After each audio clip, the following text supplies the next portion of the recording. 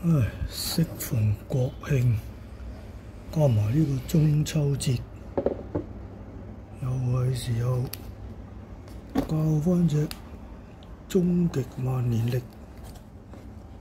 唉，終極萬年曆，哇！睇下先，而家8月17，哇！今日10月1喎。即係又係有排咁解，我哋慢慢同佢撳咯。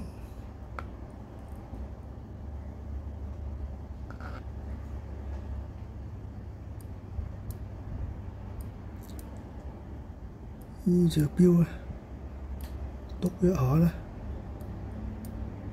所有盤咧都同步一齊跳啊！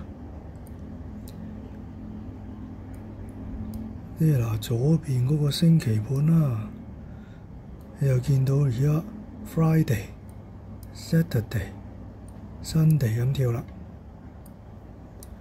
上邊個月相盤咧，嗱撳一下，佢係向右移一下噶啦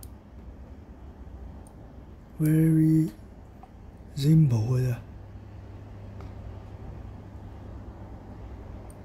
右手邊嗰個日期盤，19號，撳一下又跳一下，12啦，13、14、15，咁下低嗰個咧就月份盤啦。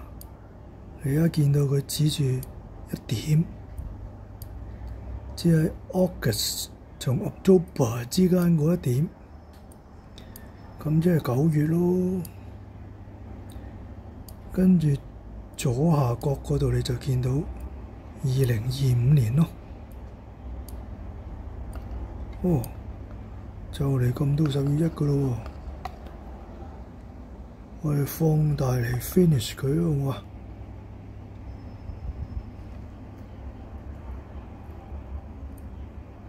哦，啲時分針遮住咗，睇唔清楚。哦，10月1咯嚇，10月